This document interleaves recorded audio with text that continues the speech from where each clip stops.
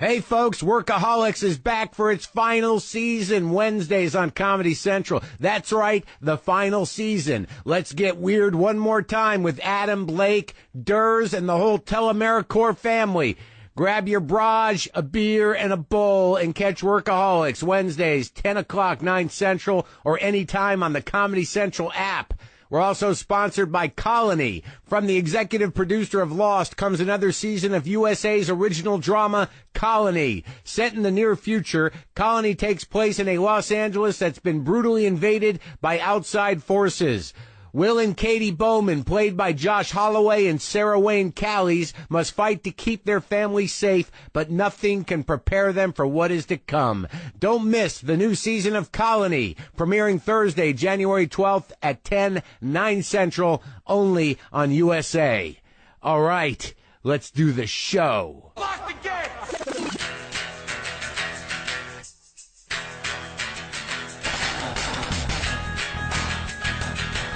All right, let's do this. How are you, what the fuckers, what the fuck buddies, what the fuck nicks? What's happening? I'm Marc Maron. This is the WTF podcast. Welcome to it. How you holding up? Are you all right? Are you keeping it together? Just take a breath. Just take a breath. No, it doesn't matter where you are. If you're in your car, if you're on the treadmill, if you're climbing Everest, well, don't go crazy with the breath. I know how that goes. And also, get down. Just get the fuck down. Seriously. Turn around and go. It's not worth it. Just pretend like you made it. Make it in your mind.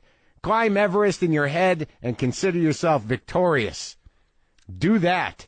That's self-empowering. What's happening? I am happy to say that I got James Hetfield from Metallica here. Metallica. Honestly, I was not teenage during the rise and reign of Metallica, so my knowledge and connection was not one of whose post-pubescent years were altered by Metallica. I did not have Metallica coursing through my cock as it moved into the world, but I did take it in. I'll explain a little bit my relation with Metallica in a second. I do want to bring it to everyone's attention that I will be touring. Some of you know that. I've got a lot of tour dates coming up in January, February, March, and April, mostly in February, March, and April. I will be in Tallahassee, Florida at the Ruby Diamond Concert Hall on January 24th. I'll be at the Carolina Theater in Durham, February 17th, the Knight Theater in Charlotte, February 18th. I'll be at the Ridgefield Playhouse in Ridgefield, Connecticut, March 2nd. The Music Hall in Portsmouth, New Hampshire, March 3rd. Olympia de Montreal in Montreal, Quebec, March 4th. The Danforth Music Hall in Toronto, Ontario. That's sold out on March 5th. College Street Music Hall in New Haven, March 10th. Troy Savings Bank Music Hall, March 11th. Flynn Center in Burlington, Vermont, March 12th. I'll be in Oakland at the Fox Oakland, March 24th. I'll be at the Moore Theater in Seattle, March 25th. I'll be at the Vogue Theater in Vancouver on March 26th. Paramount Theater, Austin, Texas, March 31st. Boulder, Colorado, April 7th. Paramount Theater in Denver, Colorado, April 8th. Aladdin Theater in Portland, Oregon on April 21st. Aladdin Theater in Portland, Oregon again on April 22nd.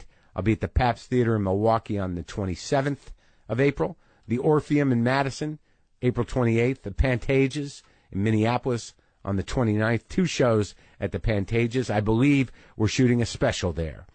I'll be at the Miriam Theater in Philly, May 12th, and the Warner Theater in D.C. on May 13th. Woo, doggy. And those are all the dates. If I didn't get to your city this tour, get to one of the cities I mentioned, because I don't know how much longer. I don't know when the next tour will be, because I'm going to lay back and put shit together at my own pace. Tired of rushing? There's no struggle. There will be a struggle, but it's not with me. Yeah, so this will be the last tour for a while. I'll be doing dates here and there, but and I'll get out. I say these things and being dramatic, but I do want some downtime to sort through stuff, because I'll tell you, these last couple of weeks, aside from mentally preparing for the tremendous shift in the fabric of the country and the world that happens this month, I've enjoyed the downtime to sort of like regroup, dig into my own life, figure out where I stand, watch some compelling, informative documentaries, read some books, sort through shit. I just watched Adam Curtis's earlier doc, The Century of the Self, which was, again, a nice preface to the new one, Hypernormalization, which has really shifted my perception. And also, as bleak as it all is, it's very relieving how much of it was seemingly out of my control personally. I think balls were dropped, but not necessarily mine directly, and perhaps with the new perception, we can move forward with open eyes a bit. So, who doesn't love water? Am I right? All right, I guess some people don't love to drink it. Some of you might even find it boring, but come on. You got to drink water like 8 glasses a day or something like that. That's why you should try Hint Water, and I'll tell you why. Kara Golden started Hint Water a few years ago after having her 4th child. She was overweight, had terrible acne, and overall felt bad. She was drinking 10 diet sodas a day instead of drinking water. I think a lot of us have been there. We don't want to drink juice because it's full of calories, and we don't want plain water because there's no flavor, so we go with the chemical garbage. That's why Kara started Hint Water. Hint is pure water infused with the taste of fresh fruit. Watermelon, peach, mango, grapefruit, and many more. No sugar, no chemicals, just great tasting, all natural, fruit-flavored water.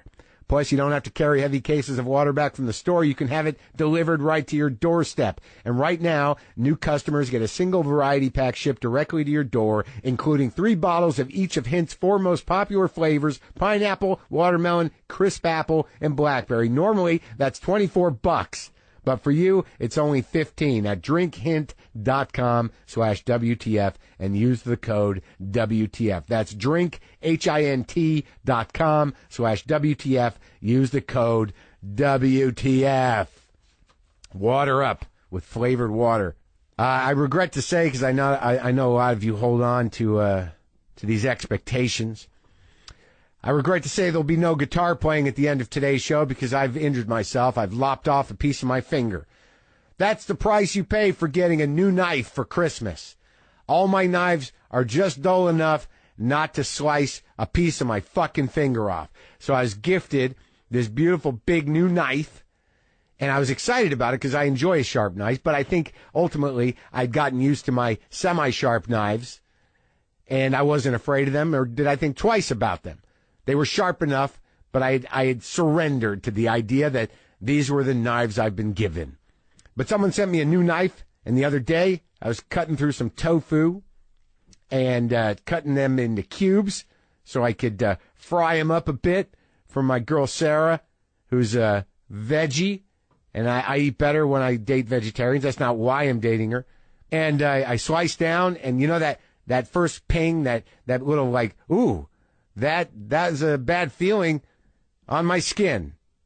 But you know exactly what that feeling is. It's not pain at first. It's just, I've cut my finger. How bad is it? You have no idea until you pull it out and there's blood going all over a big chunk of tofu. Bloody tofu. That's not on the menu. And I look at it. And look, I've been in the restaurant game. I did my time in delis. I did my time as a short order cook.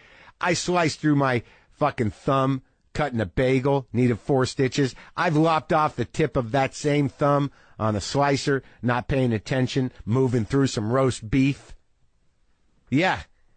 I've had to wrap the bloody restaurant rag washcloth around my hand as I was driven to the hospital with my hand out the window, elevated up like some sort of bloody turn signal. I've been there. I've been through those restaurant wars when I was a younger man, so I was familiar with the situation. So I pulled my finger out, blood's coming out of it, and there was a flap, just a flap on my pointer finger, just a flap of skin, nice little circle, just lopped off a little, just the tip with prints and everything, just gushing blood. Sarah's getting nauseous. Got to clean it out, dump some peroxide on it. The flap is barely holding on. You don't know what to do in that moment because you know, those of you who have been through this, I'm going to walk you through it, that if you lop a piece of your finger off, if you don't try to salvage the flap of skin or however much finger you cut off, then you've got that weird open raw thing that's got a scab down below the nerves, and it's tedious and very sensitive for a long time. So you want to try to save that flap. I knew I couldn't get it stitched on, because if I would have went to the emergency room, I would have waited. It would have cost me some bread, and they would have said, we're not going to stitch it. We're just going to cut that shit off and put some goo on top of it and dress it. So I'm thinking, we're going to save it, man. We're going to save that flap. So I put it on, peroxide it, cleaned it out, put some Neosporin, gauzed it up, and I've been dressing it twice a day, and I think the flap is taking. And that's going to be the name of my new CD. But I think the flap is taking, and I'm just amazed and obsessed with the miracles of the human body. I hope it takes. It hasn't turned black, it hasn't dried up, hasn't fallen off. It's a perfect little circle on the tip of my finger, and I'm just keeping it dressed, and I'm not fucking ramming it into anything. And I'll be so proud of my skin if it takes. So look, folks, I'm sure you're back into the swing of things now that we're a week into the new year, but that doesn't make the hassles of going to the post office any easier. Do what I do and use Stamps.com to take care of all your mailing and shipping needs instead. With Stamps.com, you can do everything you would at the post office right from your desk and avoid the hassle of going to the post office altogether. Buy and print official U.S. postage for any letter or package using your own computer and printer the instant you need it. Then the mail carrier picks it up. Just hand it to them. And you save money because they give you special postage discounts. Stamps.com is only $15.99 a month, no long-term multi-year commitments, no postage meters, no markups on postage. Right now, sign up for Stamps.com and use my promo code WTF, and you'll get a 4-week trial plus a $110 bonus offer, including postage and a digital scale. Don't wait! Go to Stamps.com, and before you do anything else, click on the microphone at the top of the homepage and type in WTF. That's Stamps.com. Enter WTF. James Hetfield, Metallica. I got the opportunity to talk to him. He was out making the rounds. I was happy to talk to him, but nervous as I usually am when you talk to a recording artist that has many records out. You may know a couple, but depending on your fanness. I knew, obviously, Metallica. I know some Metallica records. I listened to the new record. I enjoyed it because most Metallica stuff I'm coming to with fresh ears. I went through their whole catalog. I tracked the evolution. But again, my dick wasn't into it. Like I wasn't, it did not interface with my rage complex. When I was younger, my rage was not as defined. And, I was sort of, as you know, blues-based brain. ACDC was my metal guy, and I don't know if they're metal. I'd consider them more hard rock, but ACDC, they were them. But I was not specifically metal. Metal is metal. I mean, when I was in high school, Judas Priest was around, but I didn't lock in. I wasn't locked in. It didn't integrate with my teenage sexual frustration and general angst. So I did not have that emotional, visceral connection to the music of Metallica, so I came to it all with open mind and open heart, and I enjoyed it, and I love the new record. But it's interesting, because I inherited all these records. I told you about that woman, Kristen, who gave me her dad's records. Well, I've been going through them. Some of them I had, some of them I didn't need, some of them I hadn't heard in a while, some of them were completely new to me. But the point is, a lot of Jethro Tull. I mean, like a lot of Jethro Tull. Now, look, I'll be honest with you. I saw Tull when I was in high school, I believe, in Albuquerque. I remember because we went and my buddy Chris tried to smuggle a half pint or a pint of Southern Comfort in his sock. And we got it in. And then when we jumped the guardrail to get down into the pit from the outside seats, the grandstand seats, the bottle broke and cut his leg open.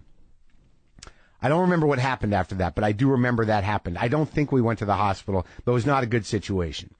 But I think Southern Comfort has curative powers, both as a drink, an anesthetic, and also as an antiseptic cleanser of wounds. So I did see Tull. Tull did not stay with me. But since I had all these records, I was listening to some Tull. I listened to Aqualung. I listened to Benefit. I listened to Living in the Past because I had these records. And it was weird because there's a couple of songs on Aqualung that I think that Metallica could cover. There was a tonal similarity. So I was able to track some of the hard rock, hard metal roots, especially the way Metallica does it, where you're moving through, slower songs, more ballad. They're not ballad, but they're definitely slow and thoughtful. Even the singing a little bit. I didn't bring this up with Hetfield because it happened after I talked to him. My second wife, Mishna, was a complete fucking metalhead. So I went through 8 years of that. I mean, we had, in our house, there was a room and a full shelf dedicated to metal action figures. Ozzy Osbourne, Metallica. There was a lot of metal in the house at that time. So I don't know if I grew to appreciate it then or resent it, but it was around. What I'm saying is, I'm open.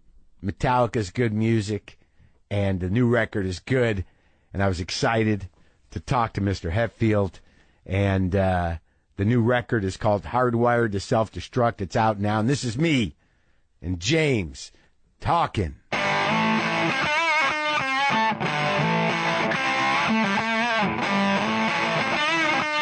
Are you good? Is it good in your head?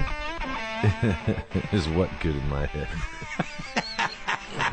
Anything? Anything good in my head? Is there anything good in your head?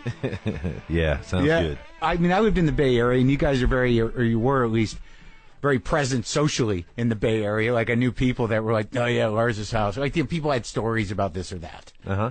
But you didn't, you're not indigenous to the Bay Area. You're from here. Yeah, I grew up in Downey. Now, what is out in Downey? Right now? But like when you grew up, I have a hard time picturing it because I think I talked to, Dave Alvin and Phil Alvin. They came from the outskirts somewhere, but I have no sense of what the outskirts of Los Angeles are. Yeah, Downey is, when I was growing up, it was basically, it was kind of suburbia. Yeah. There was the mall down the street, and it was a great place to grow up. The mall. Cool neighborhood. I could walk to or ride my bike to every school. Right. Elementary, middle school, high school. Just American townie land. Pretty much. I think right now there is somewhere a poster or something written on like one of these big electrical boxes that are on the corners. Yeah. Is the home of James Hetfield, and on the other side, and the Carpenters. So there you go. They must have switched it at some point. Yeah, I think they did. Yeah. Yes. The Carpenters were definitely bigger news than me, for sure. A little while ago. Not anymore. You beat them out. That's So, weird. They finally. came from there too? Yeah, they did. I remember growing up, and we would drive to church, and on the way there was a close to me, and gosh, I can't remember what. But there were the names of the apartment buildings that they owned. So the Carpenters owned some apartments. So they had business. There. They were business people. They Small were. business owners in Downey. They were thinking ahead. Real estate people. Yeah, exactly. Well, I think the brother's still alive. I think so. Did you ever hear that movie, the Karen Carpenter story that was done by Todd Haynes with just Barbie dolls? It's great. It's a genius. It doesn't matter. So Downey, you're on your way to church. You drive by the condos. What kind of church? Christian Science. Oh my God. Yeah. So driving there, and I thought, oh wow, the Carpenters, they own apartments. Yeah. They've made it. Yeah. I got to beat them out on an electrical box at some point. Yeah, and you did it. You did it. I did. Now, like Christian Scientist, that's what's her name? Eddie? Is that her? What's the Mary woman? Baker Eddy? Yep. That's a big. I was in Boston, and they had a big Christian Scientist thing there. And it was. It's a interesting concept. Did you get out of it? I did. Yeah, I did, and I mean. Did you get out of it? Was it a cult? Yes, it was a cult. Well, they're all cults, man. Yeah. I was. Yep. Some cults are better than others. I agree. You know what I mean? They could work. Yeah. You know what I mean? If you're not hurting anybody. Hey, the Metallica cult is doing well, alive and well right now, man. Sure is, man. That new record is it's great. Yeah, thank you. I mean, it's really great. And it's like I haven't followed you the whole way. And like we're like the exact same age. So when I was in high school, we were listening to different things. But I think that like a lot of times I would imagine with Metallica that a lot of your fans start when they're in high school. I'd imagine so. Right? They're pissed off. They're pissed off and hate life and wish they were somewhere else. Well, the weird thing about this record was that I'm listening to it like recently. And as a grown person, a grown-up man who wasn't programmed by the Metallica cult in high school. I was like, holy shit. This, yeah, right. You're gonna get me.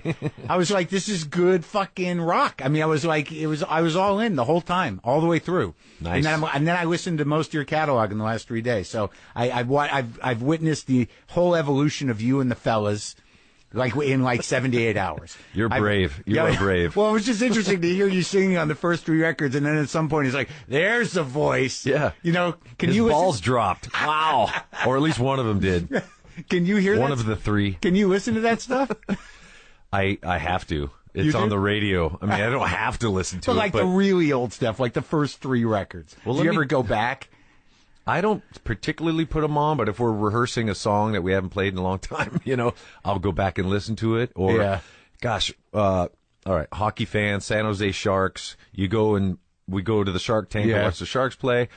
Seek and Destroy is their skating out music. And I can't believe it's like, are you kidding me? This is horrible. This sounds terrible. Get a remixed version. Come on. You should just give it to him. Show up and give it to him. The scene. It's this little kid, man. Maybe you should fucking do one specifically for them. That's a good idea. We should. So when did you start singing? Well, no. Finally? No.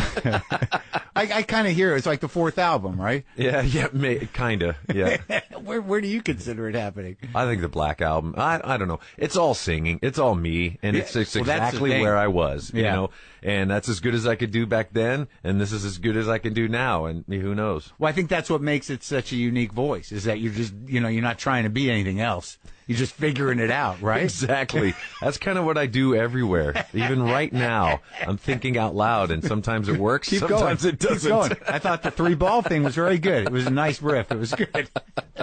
But how do you get from, like, driving around in a car in Downey, like, when does the shit switch in your head where rock and roll becomes essential? Like, when did you start waking up to the power of rock to make you feel better? Right. Well, it's an easy memory for me to access. Really? It was freshman. Well, it was the beginning of sophomore year at Downey High when I showed up for football practice again. Yeah. I'd been on the freshman team. Showed up in the summer to start, rehearsing. Yeah. To start practice. Getting the act together.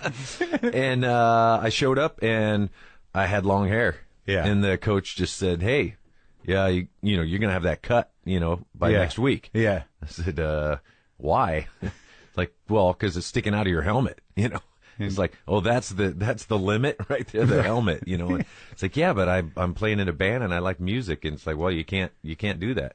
So I never came back. That was it. Fuck you. Yeah. In my head, yeah. I still had to graduate. But, right. You made a quiet choice. Year. A quiet fuck you.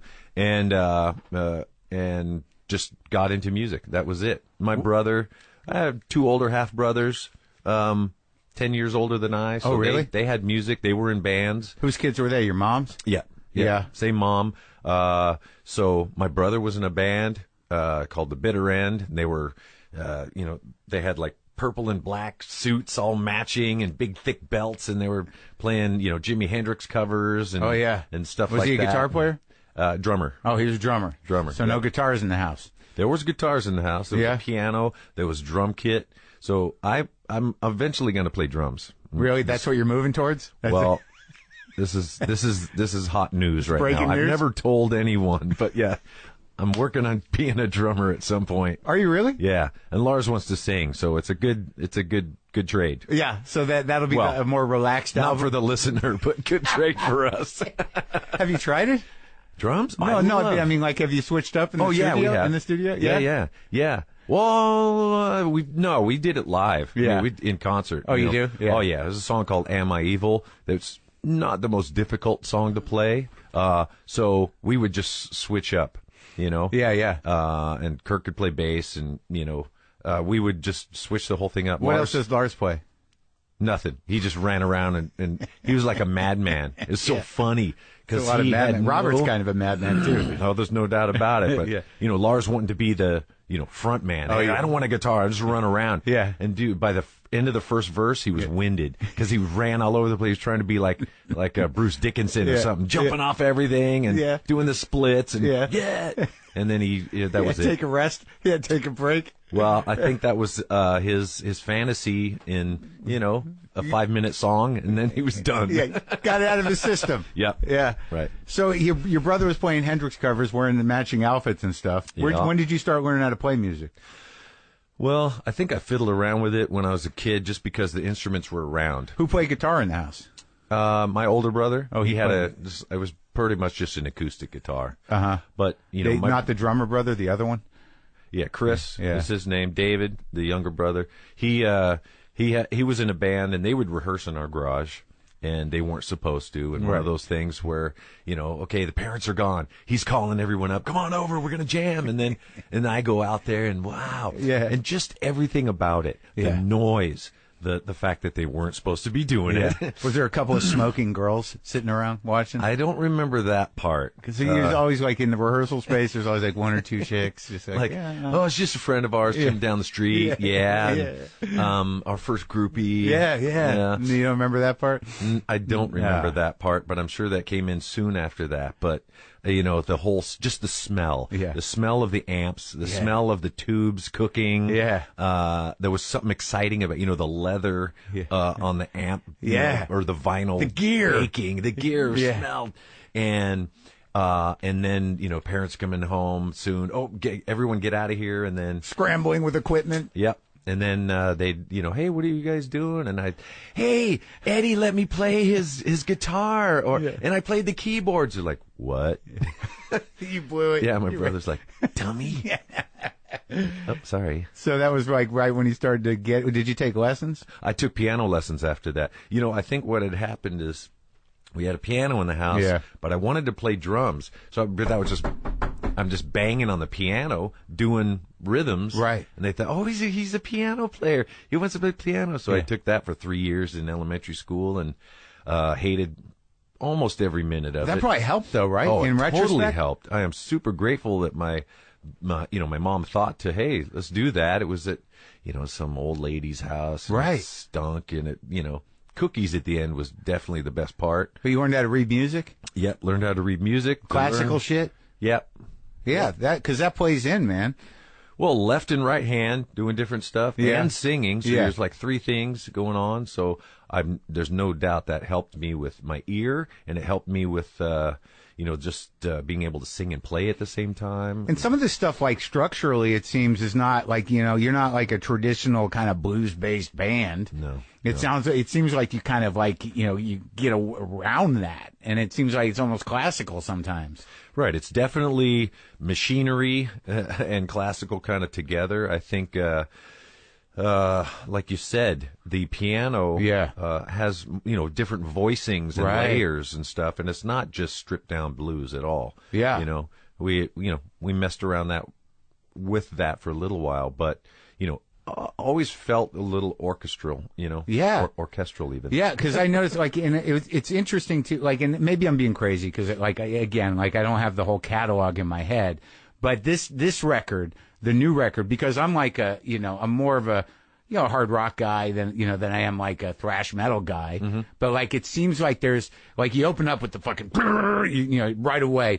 But then, like, it seems like there's a little more space with some of this shit. Am I wrong? Like, it seemed like you guys were, like, Kurt and you were doing, like, it wasn't, it seemed like some of the licks actually had some air to them, like, almost bluesy. Is that wrong for me to say? No. Dude, you're listening to music. You can't listen to it wrong. Right, but was that intentional? Was it, like, do you feel like you're more relaxed?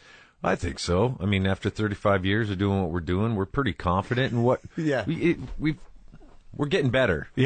We're kind of carving our own sound out, Still. But I think, like what you said about, you open up, just bash them in the face. Yeah. And then hit them with some melody, and then come back, and just when they think they're safe, boom, again. Dynamics have always been a big part for us. Yeah. And so when we did, for instance, we did the S&M album with the symphony in the Bay Area, that was like the ultimate like power trip where we felt, Well, the passion that we share here is the power of music and building and coming back down and dynamics. And so that must have been exciting. Oh, super full super orchestra. Amazing. Did you do it at where was it recorded? Symphony Hall? It was. We tried it in San Francisco. It was. We were a little too loud for that place for some reason. Basically, a lot of the symphony halls are designed acoustically for acoustic instruments, nice wooden things, and exactly. strings and some horns. So we did it. We did it in Berkeley, and it came out quite awesome. And a little side note, interesting thing, the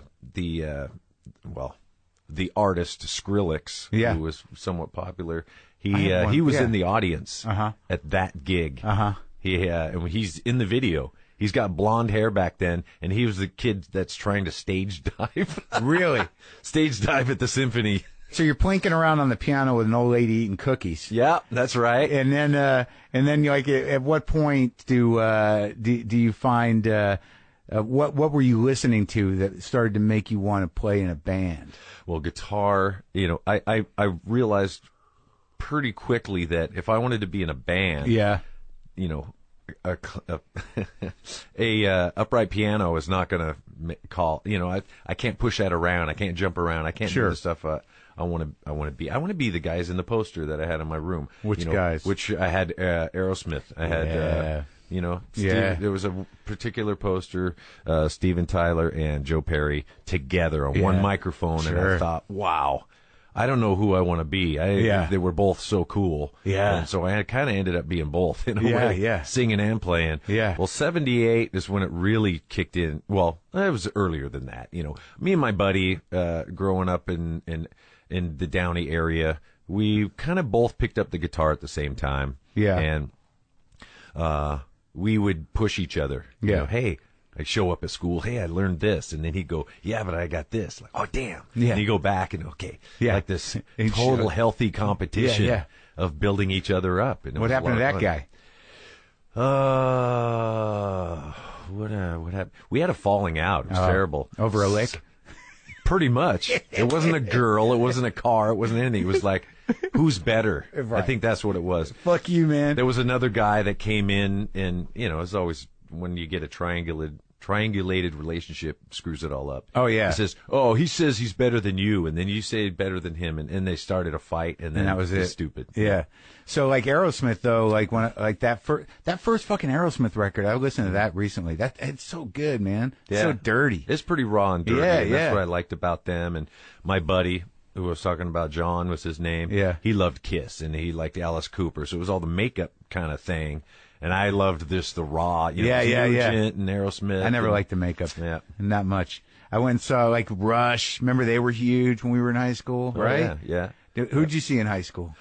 Well, I think my first concert my brother took me to, it was, the first concert, ironically, for me was Jethro Tull. And Uriah Heep opening. Yeah. 1978. Little prog rock for you. And then, soon after that, it was, I'm all about Aerosmith, so he got tickets. It was Aerosmith and ACDC. Holy shit! Yeah. 78? Yep. Oh my God! So I saw Bon Scott, and I didn't even really realize it. I did too. Later. With Journey. Yeah. Nice. And I was there to see Journey. Yep. It's fucked up. Like, in retrospect. I'm like, I fucking can't believe that I was that guy. Yeah. My buddy's, and I think that I talked to the bass player of Journey, and he said that they were opening for AC/DC, but I didn't remember it like that. I remember, like, watching Bon and being like, what the fuck is this? And then Journey comes on, like, I've admitted it publicly, but I have a hard time admitting it publicly. Well, good for you. It's okay, man. How great is fucking Angus on guitar? He's awesome. And, when people talk about us and our longevity, they're always saying, so how long you going to go? And you're going to be in your wheelchair and blah, blah, blah. And be like the Rolling Stones. It's like, well, okay. I kind of get that. I get the reference to the Rolling Stones. But, for us, we're a little more athletic, a little more, fast songs, really intense. Yeah. So I say, hey, look at Angus, all right? Yeah. If that guy's up there and is, God, I don't know how old he is now, a few hundred years old, but he is unbelievable. I'm 53. You're a month older than me. And so he's got to be 60, right? Got to be. At least. Yeah. And he's up there just going, I don't know how he sweats so much. There's nothing to him, Yeah. Have you played with them? Yes, we did. We did some shows with them, and they're unbelievable. Yeah. They're friggin' powerful, and you think, okay, this is the best song. This is my favorite song of theirs. And then the next one comes like, oh my God, I forgot that. And the whole crowd is singing every word, and it's just, what a great, great live band. Now, but like right around the time, it seems that the drive of what you were doing with the early Metallica stuff, that's like, that was happening in punk rock music, but you seem like your tastes were pretty mainstream, like with me. So when did that stuff start to enter the world? Yeah. Because we were up against disco, too. If you were a sophomore at the same time I was, like there was that moment where we had all the old guys. We had Zeppelin and Aerosmith and ACDC's first couple of records. And then all of a sudden, like, that disco had to be killed. That was the main objective. Right. Kill disco. It was kind of. Let's join up all the other kinds of music and let's kill this stuff right away. It's true. And then like new wave came in before punk, kind of, in like suburbia, like all of a sudden the Knack's record, and then like then all of a sudden the Sex Pistols or whatever, and then American punk. But like it was a real problem. Right.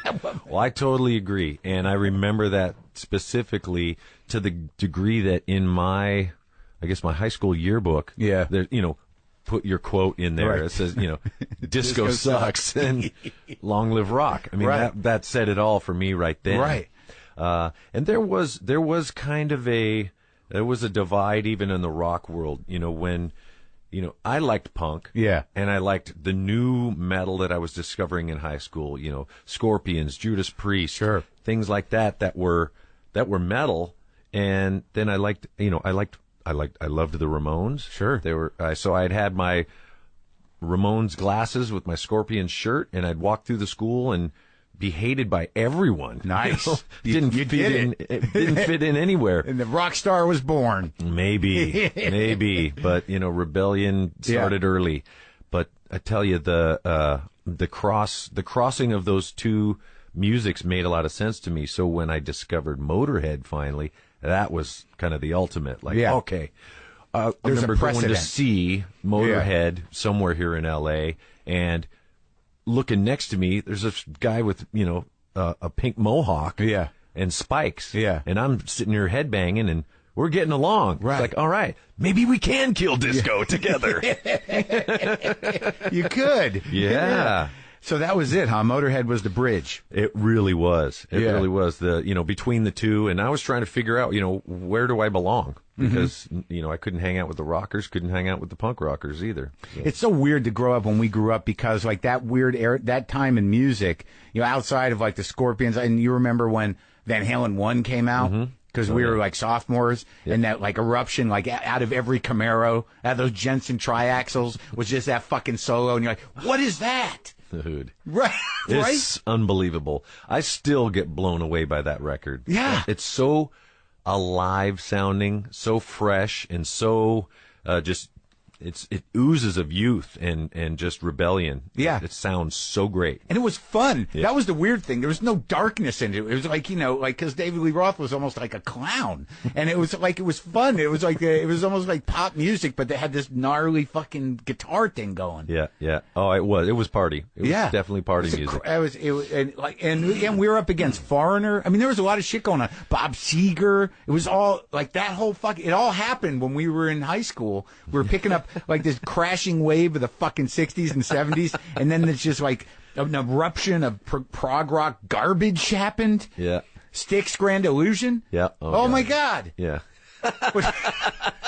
There's a Yeah, okay. There's a good guitar sound on that one. No. He's okay. like, he can play. Yeah, on Renegade. Dun, dun, dun, dun, dun, dun, dun. That was all right. Oh, the. Yeah. That's a good riff. Yeah, no, I'm not gonna take anything but what's his name? Tommy Shaw and the fellas. Right. No. I know you were all in the same world, but it was a weird time. There was a lot of music to listen to and a lot of different genres and whatnot going on. And yeah, Supertramp. My buddy was Kiss. I was Aerosmith. Yeah. My other buddy was Foreigner. He said, "Can't believe your favorite band is Foreigner." Yeah, it's like, yeah, feels like the first time. Yeah. Again, yeah, whatever. It served its purpose. Where does Sabbath fall in? Oh, that was before any of that stuff. Yeah, for sure. For you? Yeah, putting it on. Like I was telling you, my brother, he was older than I. He had he had a turntable. He had all kinds of records. And when he would be at school or college or wherever he went, I was playing his albums, just soaking it in. And he's so lucky. The Big Brother thing is like, that's the gift. Very cool. To have the guide. Yeah, Sabbath, that first Sabbath record. I mean, I just looked at the cover and freaked out. Yeah. And then I started it, and there's the rainstorm, and oh my God. It scared me, and I loved every minute of it, man. So if it's going to scare me, it's definitely going to scare Mom. Turn it up. You're in your brother's room, I picture, just sort of like, I'll just try it. You're alone. Oh, yeah. What's happening? Oh, shit. Erase. I can't go back. No going back. No going back now, man. It's so weird because like I came to a lot of that stuff so much later and I had to appreciate it as a grown up, but like I fucking love that stuff now. Sabbath 4, what a great record that is. Yeah, the Volume 4, so cool. So, I mean, there's so many great riffs and there's so much weird stuff on there too. And you're a riff guy. Oh man. Like you're the riff. Well, I mean, in a way though, right? I mean, that's the. Well, and there under that it says Riff Life. Does it really? Me. Yeah. Oh yeah. Because that and Sabbath really kind of like that. That's what that's about. No doubt about it. Yeah. The song was the riff. And right. If you didn't have a good riff, it wasn't a great song. Right. Simple as that. And Tony Iommi, the riff master of all time, forever, and we all bow to him and try to be him. And you've worked with him. Yep. Was it great when you first met him? Like that must be the amazing thing, like to grow up when we did, and then to be playing with your heroes. It is crazy. I've got plenty of pictures of me. I got a picture of me standing next to Steven Tyler, meeting him for the first time. Yeah.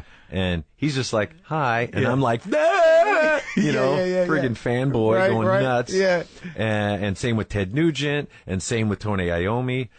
He was the epitome of cool. Yeah. He's writing the ugliest, darkest riff ever. Yeah. And he's, "Hello, how are you?" Yeah. He's a friendly, super nice guy. Yeah. Yeah. So you and I have something in common, and it's fairly public and self-professed anger issues. No. Yes. I do not. Yeah. Not anymore. Yeah. All gone. But do you because I was starting to think about the music and getting heady about it, about how, when you're younger, and the anger is actually active in the music, it's relieving. And then helpfully as you get older, you at least get that thing wrangled and you can draw from it a little more consciously and a little more it doesn't have to drive you. Right. I get what you're saying. Yeah. And I can kind of feel that you can still speak to it, but it has more range in a way because it's not crippling you. Exactly. That's a great word, crippling. Yeah. Instead of crippling, it's just it's like the evil twin that's just with you all the time. Right. But you know how to deal with it. Right. When did it start revealing itself to you? When you were younger, when did you first realize you were pissed off? Was there an event? I think it slowly built. I think religion was kind of the start of it. I would Christian say. Scientist. I didn't really believe what they were teaching me. Yeah. And it didn't work for me. It didn't make any sense. Well, it's kind of a crazy. There's some parts of it that are crazy. Yeah. Don't go to the doctor. Well, don't. Don't go, even if you were deathly ill or like both my parents passed of cancer. Yeah. In front of me. That was probably the most angry I've been. Like later in life? No, I was 16. when my mother passed away. 13, I would say. Well, my parents met because of the church. Yeah. And my dad was the equivalent of a minister in the church. Right. So very active in it. And yeah, Sunday school was part of my regiment. And at that point, in wherever we went, it wasn't really. So were your brothers part of it too? I mean, like they were already kind of. They were old older enough to not. No, oh, yeah. And it was just the three of you guys. Yeah, I have a younger sister too. So we'd be in Sunday school, and it wasn't fun. It wasn't like it was teeming with lots of youth and kids and having fun, and you know, it was like being at school again, and oh, you got to learn this and learn this. At least that was my perception. Yeah. And later on, I kind of realized that was part of my dad's journey. You know, that was what helped keep him on the straight and narrow. But when he would talk to me, it would be in Scripture. You know, if I got a question about life. You know, okay, let's read about it. In the Bible, really? And that kind of thing. And, yeah. And you're like, oh wait, that doesn't help me. Should I fuck her? Is that a yes or a no? Is that how do you put a rubber on? What is a rubber? You know, any of that stuff. It was. I mean, I wasn't asking my dad stuff like that. Yeah. But whenever you did something wrong, that's what happened. You went to Scripture. Yeah. It kind of seemed like a punishment. You know. Right. So there's no communication. No, not at all. But that was his way of communicating, and I get it now. Yeah. Okay. Because me being in recovery and having a certain language, when my kids stumble across something and I just tell them a little story about me or something, right? And they're, Dad, we're not in therapy. Yeah. Okay, sorry. You're right. Yeah. You're right. I'm doing it again. Right. Stop that. Right. I'll just listen. I'll listen to you guys, Well, that's definitely something you learn in recovery. That moment when you're hearing someone's story and you get moved by it. Like that moment where I'm open about it, and you just brought it up, but I break that tradition, is that, what happened, what it was like, what happened, and what it's like now, that structure, but that moment where they get sober, and I'm always like, oh, good, like it always gets me, and it taught me how to be empathetic. Right.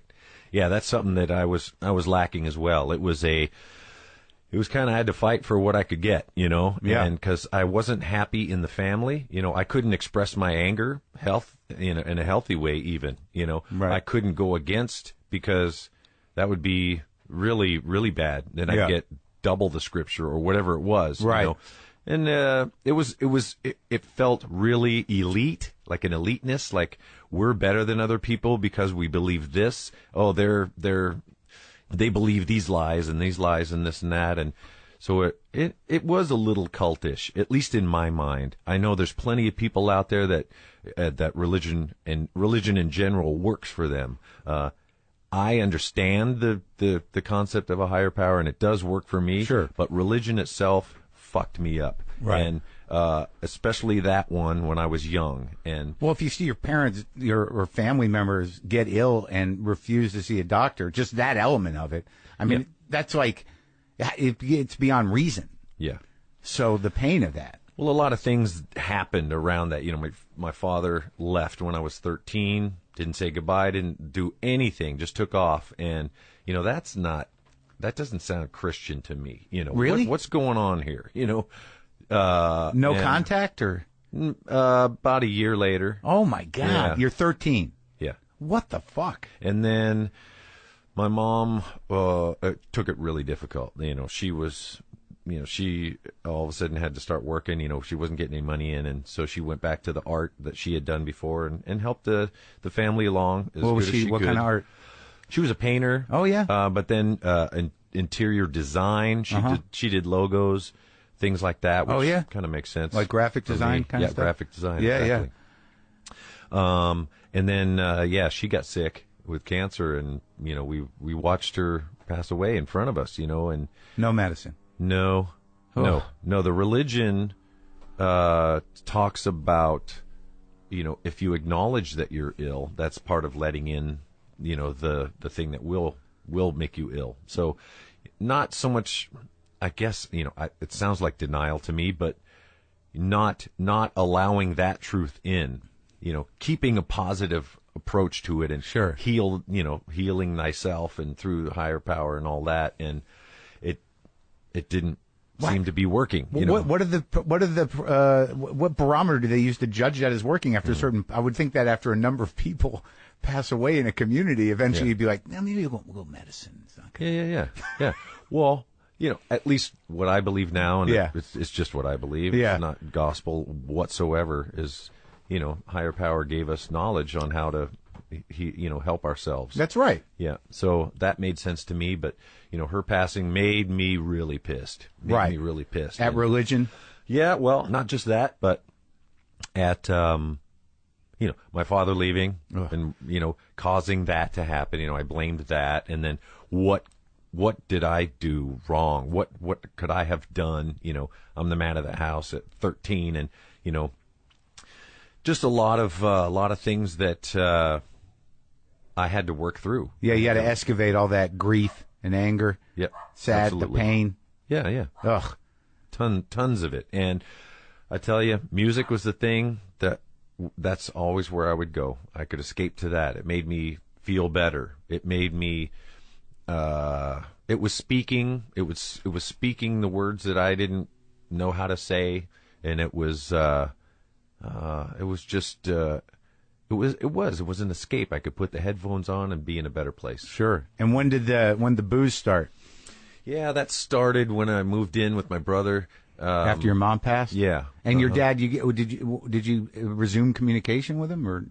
I was not in that place. No. I was not. My sister was, and she was able to reconcile and go live with him. So through my half a junior and senior year, moved schools and lived with my brother. That's when the music really started kicking in. Yeah. And that's when I would go watch other musicians locally, and that's where, first beers kind of showed up. Like, here, have a beer, and then along with the smell of the burning amps and all of that stuff, the smell of the beer was also great. Yeah. And it just kind of fit in with everything, Yeah. And then the first band, how old were you? Well, that was probably my junior year. It was just before my mom passed. Yeah. I got in a band. It was called Obsession, and we've had a long list of cool cover songs that we were doing. Me and the Veloce Brothers and a guy named Jim. Yeah. We were in their garage and in Downey. Yeah. And we would just play all night and have fun. We'd do Thin Lizzy songs, Robin Trower. We had Black Sabbath, UFO. Yeah. Man, a huge list. Good list. We had about 40 songs that we could play. We played maybe 3 parties max. Yeah. But not a dance band per se. Not so much. It was hang around the keg and, rock out. Yeah, man. So now, when you started, because it seems to me that another question I had in listening to the record and listening to all this stuff is that there seems to be themes that move through metal and through your music, and the sort of pushing back against dogma, religion, authority, and that stuff has always been a rebellious thing in rock and roll. But this comes from a specific experience. Mm-hmm. Yeah. That your distrust of religion and order. Right. And that I think that you guys sort of established a lot of the themes, despair, paranoia, insanity, Well, all that fun stuff we all like to live in, and I tell you what it is if I can get it out of my head, it makes it better. Right. And better out than in, because if I can put it into a song and question it, I have no answers. I got a lot of questions, and actually, I think when someone identifies with your question, it's better than them telling you the answer, actually. Right. I identify with that question. I don't know. Let's find out together, or let's just ponder it together. Yeah. That's a higher power showing up, at least for me. Yeah. So when the fans understand that question as well, it makes me feel okay. And that's all I really kind of want. Right. Is to feel okay and feel validated and feel like I belong. Yeah. So that's what these lyrics do. Isn't that funny, though, about how, because my dad wasn't absent, but he was certainly detached and volatile. That's absent. It is. Yeah. I don't know that I've fully processed it. Right. You know, like that, the selfishness of it. You know, that sort of like, you know, one way, you know, either, you know, if they're gone, they're gone. But then there's the other kind that sort of erase you while you're there. Yeah. Totally. I mean, it's tearing you down. Right. It's not like, okay, they're not there. I'm starting to heal. I'm starting to process because it's not still happening. Right. Yeah, because they're just always there, and you're reacting to an absence, and then, or is probably a little different than reacting to like, I don't know what he's going to do. What the fuck's going to happen? Totally. Yeah. And living in it, you know, and it's not, you're not alone there, because I think a lot of that generation, gosh, it was kind of not, I don't want to say passive aggressive, but it was aggressive. Yeah. Why am I laughing? I'm sorry for laughing. No, it's but yeah, you didn't know what was going to happen. Yeah, that was the thing. You know, that you know, cliche. Wait till your father gets home. It's like, right. Oh shit! Nothing scared me more than that. Right. Because he was the dealer of punishment. Right. You know, all the stuff that I had done throughout the day, Mom checked it off and wrote it down and then handed it to him. And, you know, what a fucking shitty job to do. You come home after working your ass off and you get handed a list of all the shit that happened, and you got to deal out some whatever, lashes with the belt or whatever, you know, in my case. So that sucked. I'm sure it sucked for him. Yeah. And it sucked for me. Yeah. And probably for my mom, because she couldn't deal with us. And you know, it's tough. It's tough. And I never got it together to have kids either, but I imagine because my brother has 3 kids, I imagine that you as a father, you've got to sort of approach this with sort of like, well, I don't have a template for this. I got they got no good experience around this particular job. So you got to re-navigate. Well, I have to ask questions. I got a lot of good buddies that, really? You know, we're in the same boat. Yeah. And it's okay to ask for help. You know, it's like, man, my kid's doing this. What, you know, have you ever experienced that? And they're like, yeah. So there's good stuff like that I don't think my father did. You know, I don't think he sat around with his buddies going, gosh, my son's having trouble with, you know, math, and he's lashing out, and that's, you know. So I think the template that you talked about, I think I had a template of what not to do. Right. But I didn't really have the template of what to do. Yeah. So it was at least a good start. Yeah. Like, I'm going to break this cycle. I don't want this happening. But I don't want to go the exact opposite way, which tends to happen as well. Yeah. And how's it going? It's going better. How many you day. Got? Kids? Yeah. I got 3. Oh, yeah. 3 beautiful children. Beautiful wife. We've been, you know, first and only wife, been married for over 19 years, and we've got an 18-year-old daughter who's in college now. I've got a 16-year-old boy who's completely awesome and very expressive. I have a daughter, a younger daughter, who is 14, and, you know, she's a girl in high school, first year of high school, and there's a lot of questions, a lot of, you know, slow processing going on, and she's right in the middle of it. But she is awesome. I mean, I have 3 healthy, beautiful, great kids. Well, that's good. Congratulations. Thank you. I imagine with that last one, it's a lot of like, well, maybe you ought to talk to your mom about that. You know, she gravitates to me. I mean, there's something, I tell you, between a father and a daughter, there's some magic. Yeah. Not that it isn't with my son, but he'll go to mom. Oh, know, really? That's just kind of how it is, I think. I think that's supposed to be. Yeah. I guess. That's great. But yeah, growing up, watching them learn and discover and love music their own way. You know? Are they introducing you to stuff? Oh, totally. Yeah. Yeah.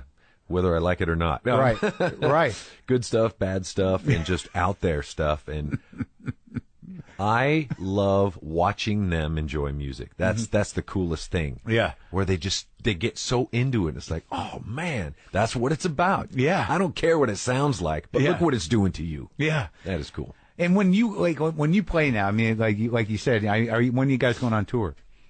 We kind of are already. Yeah. But I don't know. It's like, it's slowly happening, but I think next year is when we really start touring. And do you have to get into shape? Yeah, I have to. Yeah. No, but I mean, like I imagine it's quite a process for what you guys do. mental, physical, spiritual, all that. Yeah. Mind, body, gotta get into shape. And because when you're out there, there's a lot of things coming at you. And, at least for myself, surround myself with people that get what I need. Yeah. They're not yes men by any means. They call me out on shit, which I need. You bring sober guys with you? Yeah. I need that. Yeah. And I need someone on the tour where at 3 a.m. you can take a knock at the door and let me in. Yeah. And like not so much talk me off the ledge, but what's going on? Yeah. I'm still up. Yeah. What's going on? Yeah. I feel like doing this because I'm freaking bored or whatever it is. Sure. Oh no, absolutely, dude. So age appropriate touring for us looks like 2 weeks at a time. Oh yeah. 2 weeks out, 2 weeks at home. Yeah. Trying to balance. Yeah. Both loves in our lives, and gosh. How long you been married? 19 years. So she went through all the shit with you. Yep. She walked through fire right next to me. That's amazing. Yeah. I threw her in the fire a few times too. Well, how are you not going to do that? Yeah. Because that's what the brain does. Like, and I notice it even now. It's sort of like, I feel like shit. So now I'm just going to rope-a-dope her emotionally. As she tries to help. And then you're just sort of like, nope. And then right when they break, you're like, yeah, now look where we are. Yay. Yeah. Look what I did to you too. Yeah. Oh, man. Yeah. Someone trying to help you and you making them think they're crazy. Yeah. Nope, I never said that, or I wasn't doing that, or no, don't know who she is. Yeah. No, I don't know whose bottle that is. Yeah. No. Yeah. Yeah. And they just take it until they can't. And I imagine you had that moment where you're like, no, this is all going to go. And then, and that's the best thing that ever happened to me. I tell you. Right. Yeah. When the the two me's collided, the road me and the home me collided. Man, it was amazing. Yeah. And the most horrible feeling, and now the best thing that ever happened. Oh, good for you, man. Good for you. That's great. Well, hats off to her because she put up with the shit, and she's been a good mentor for me in life too. She's very balanced, very even keeled, and it drives me nuts. Yeah. And the opposites do attract, and at some point we just had to realize that we got to respect each other because we can help each other. Sure. Here. I can help you loosen up and be a little stupid, and you can help me get my shit together and be responsible. Yeah. And obviously you had the love there that was deep enough to survive it. Yeah. That's the fucking beautiful thing. For sure. Yeah. And then both our backgrounds, not dissimilar, but she comes from different, the shit. Different. Yeah. Kind of invisible kid. Yeah. Oh yeah. Invisible kid and not really cared for. Yeah. Oh yeah. So it matched up, and once you get healthy together. It works out. Yep. It's that weird challenge of kind of like having to impress this father that stinks in your head. Like, it's fucking ridiculous. But every man has that. It's so weird. I used to do a joke about it. It was never got a laugh. I used to say, I think that every father-son relationship on some level is a battle to the death. Yeah. And until you both die, it's going to go on. You know? That's right. You get to a certain age where you're like, you better go first. Yeah. It's so dark. Oh, it's crazy. I tell you, I still battle with him. It's dumb. Voices appear in my head, and it's like, wait, who's that? You really? Who's talking to me? You got to separate them out. Oh, yeah. Does that come into the songwriting at all? Oh, hell yeah. Oh. Yeah. I mean, it's again part of the therapy of music for me. And have you made all your amenses from the past? Again and again and again. Oh yeah. Yeah. Well, yeah. I think I'm pretty clean. Yeah. I think I'm pretty clean right now, but there's always something. I talked to who I had in here. I had Scott Ian in here. Awesome. He's a sweet guy. Oh, he's awesome. And I had to load up on that metal. He's quite a character, man. Yeah, and a sweet guy. Oh man, very earnest dude. You know what I mean? He's very down to earth. Yeah, he loves his music. He knows a lot about it, and he's got a great memory and a lot of cool stories. He spoke so highly of that I guess you guys did some things together, the Big Four. Yeah. And like he was like, it was almost like moved me to tears when he was talking about the, you know, who was it? You, Anthrax, Megadeth, and Slayer. Yep. And you're all backstage together, and he had this moment where like it teared me up a little bit that you guys were like, you could all be in your own success and be together, and it'd be all right. Yep. You know what I mean? And the fact that, you know, it blew my mind. It really started with the kind of the Rock and Roll Hall of Fame induction idea. And, you know, getting nostalgic. Yeah. You know, and thinking, my God, look at all the people that have helped us along the way, and look who are still around. Yeah. Let's say thank you to them. And so the Big Four was kind of that thing. Yeah. We're all still playing after 32 years. Let's go do a gig together. I mean, why shouldn't we? Let's celebrate the fact that we're still alive and playing music that we love. Yeah. And, you know, I think the other thing was the new wave of British heavy metal. That's all I ever hear about. Yeah. No album, the blah, blah, blah. You know, what about the Big Four? Yeah. No one knows the Big Four. Come on, let's make it known. Yeah. Let's make some history here and let people know and put a mark there that, hey, the Big Four was and, you know, is a force to be reckoned with. And you delivered the goods. Yeah, we loved it. We had a blast. And Mustaine and you guys are good? Yeah, there's no reason to not be good. Yeah, you know, at this point, you know. Yeah. You know, we've all friggin' fell off the wagon. We've all gone into the ditch. We've all got back on track, and we've all learned from our stuff. And at the end of the day, it's just journeys. Everyone's doing a different journey, and why would you hold a grudge with someone or vice versa? You know. And you all been through tragedies. Like you got real rock and roll tragedies, you lost a cliff and all that stuff, and your own accidents and shit. I mean, you guys really lived the life, and I imagine when you survive it at a certain point, whatever that personal bullshit is, got to fall away. You know, I've seen some kind of light around that because I think the Rock and Roll Hall of Fame was a part of that realization that, you know, when we were up there and seeing, you know, Ozzy is sitting at one table shaking, and the rest of Black Sabbath at the other table, and they don't want to jam together, and they're being inducted into the Rock and Roll Hall of Fame. So we go up and we play a song. We play Black Sabbath songs for them. Yeah. And that was beautiful for us. Yeah. But it was sad to see that. I'd rather see you guys play. You know? Yeah. Whatever it is. Oh, yeah, they can't get past it. Put it away, please. I get it. It's hard to get past stuff, but there's stuff in my life I thought I could never get over. Like you know? what? Oh, just fights with Lars about shit. And, you know, we're brothers. Yeah. You know? Right. And I'm thinking, you know, this is it. No friggin' way I'm doing, you know, I can't get past this. I can never look at him again. And then a month later, you're writing Hardwired together, you know, and you're making the best record of your life. It's like, dude, it works. All right. Yeah. Just see past that shit. Go big picture. Whatever it is you need to do, you can get past the most unbelievable places, that you think you can never get out of. Well, so it's a choice, right? Right.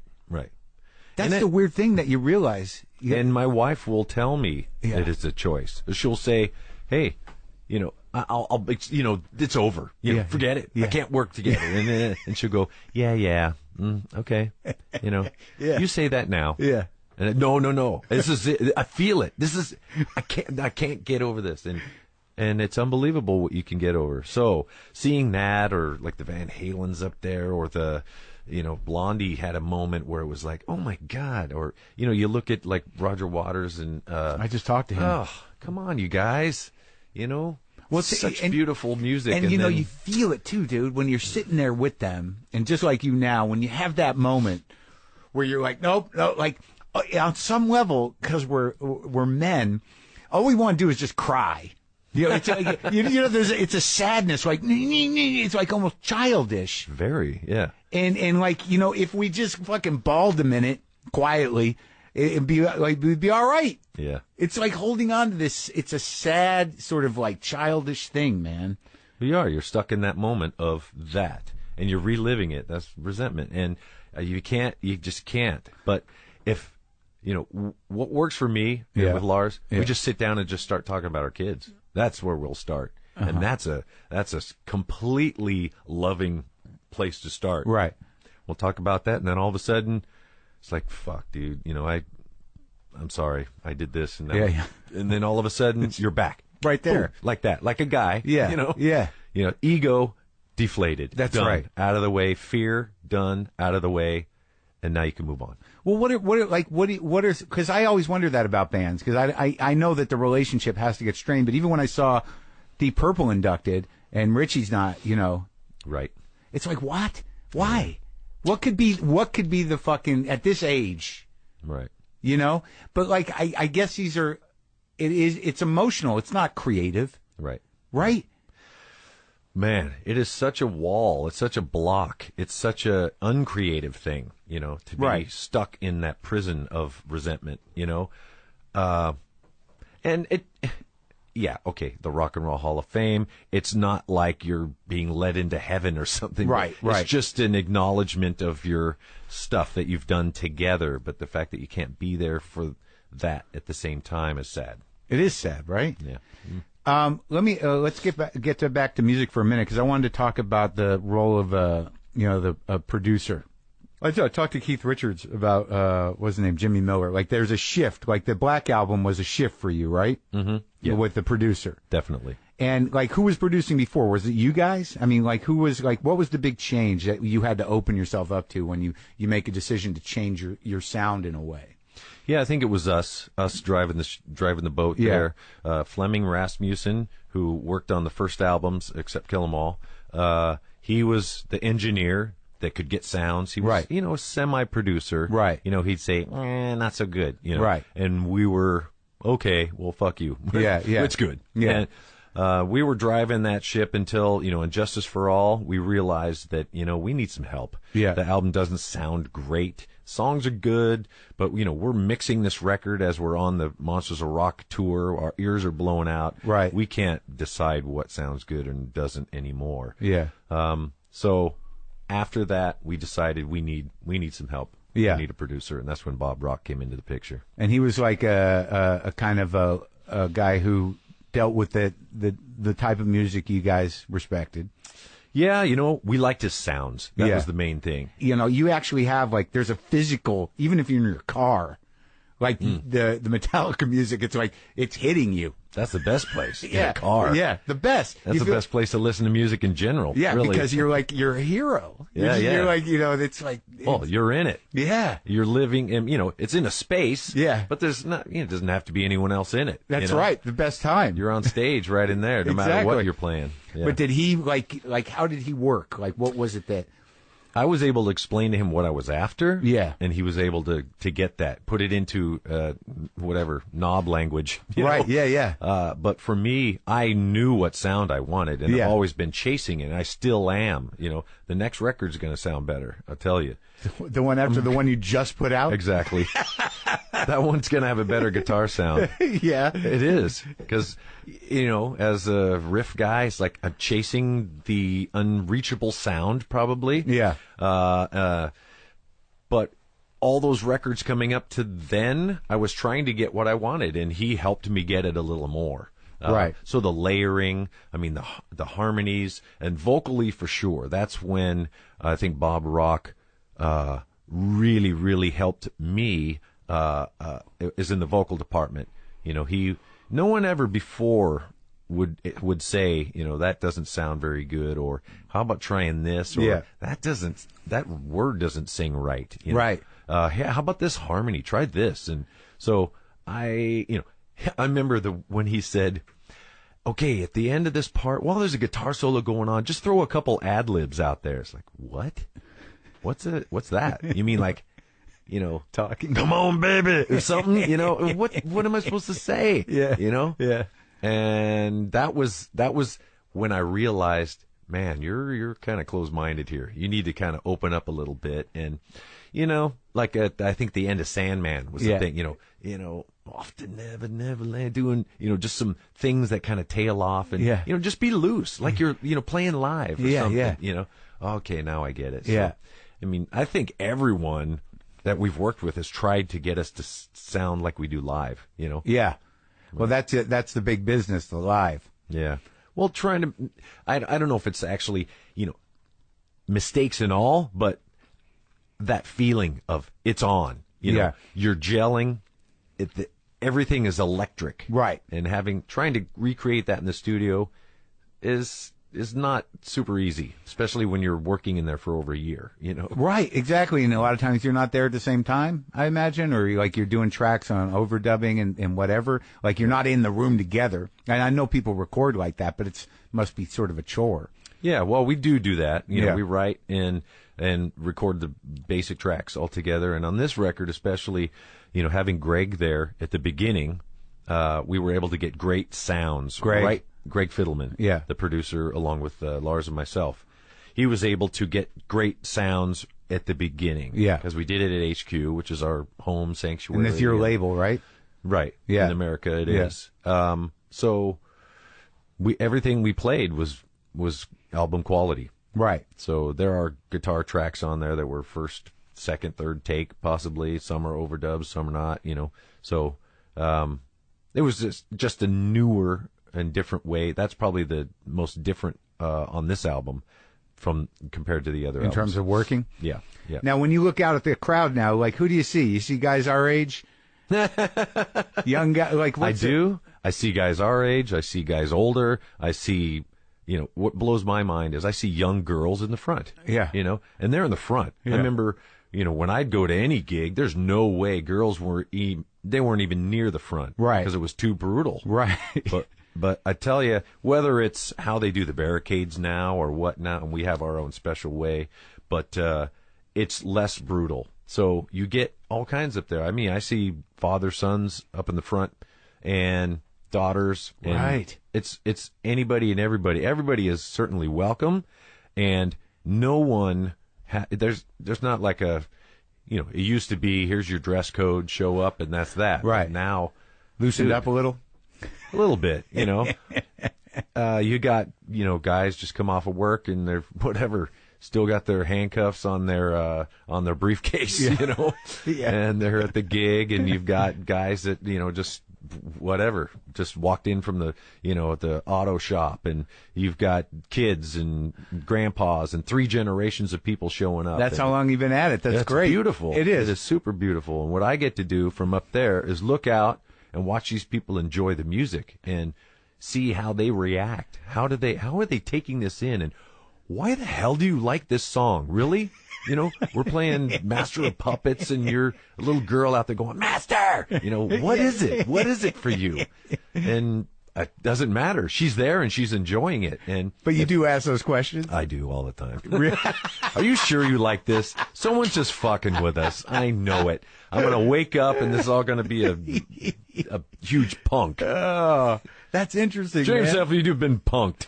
Well, but that's the thing about the lyrics and the way you write, and when you talk about questions and about how much of the stuff is almost a call and response to those feelings that that they may be more present when you're younger, but they don't go away. Right. And certainly if you grew up with them, with you guys, and now you have kids and stuff, those feelings, you revisit them in almost a fun way. Right. Like, I remember when I wanted to kill everybody. Yeah. When I was your age, I wanted to just kill. And yeah. Now it's just fun. Now I only want to kill half the people. That's progress, dude. That's awesome. I would love to see like a father and son at your show. That must be really kind of touching. Oh, it's super cool. Yeah. It's super cool. And of course, the kid gets showered with gifts of picks and drumsticks and sweatbands, and here you go, Yeah. And here's Kirk's guitar. Yeah, I'll give it to him. He's got wait. Yeah. What was you did that album with Lou, right? Yeah. Like, how did, that was an interesting thing. It was very interesting.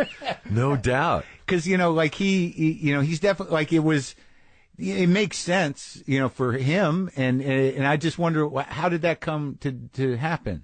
It made sense for us, too. Yeah? At the beginning, it was, just jamming with anybody, recording with someone else, that was weird. And it's Lou Reed. What do you mean? And, our management is in New York. Yeah. We went, I don't know what, I can't remember what we were doing. I think it was I know. It was, celebrating 25 years of the Rock and Roll Hall of Fame.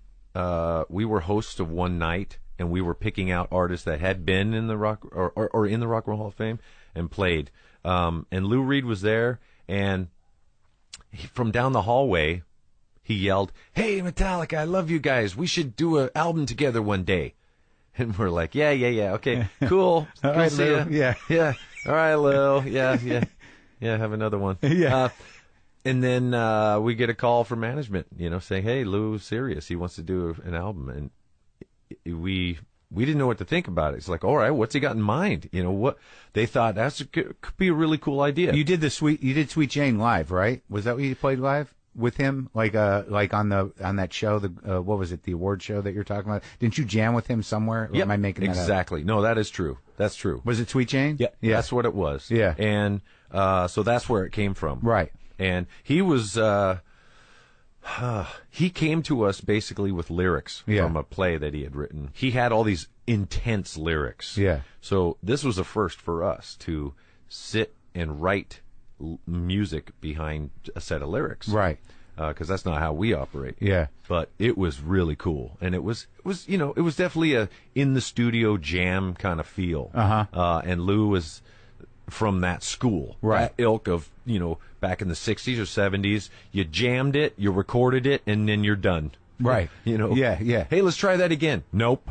They're like, I just did it. Like, okay, I get it. Right. Lou has spoken. We're done. It's an interesting album. It's a good record. I think it's super interesting. Yeah. And as a standalone piece in our career, I think I'm super grateful that we got to do it. At Lou and his that time of life, we learned a lot from him. He was a pretty cool guy. And let me tell you, if rock and roll rebelliousness, it was in him. What'd you learn about it? Like in the sense of like, what'd you take away from it? Because I'm a huge Lou Reed fan. Well, yeah, hey, I sang it. Yeah.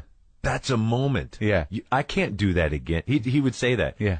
I can't do that again. Yeah. And that's it. Yeah. And okay. You're like, what? Is that okay? Is that okay to do that? He just left. Wow. Okay.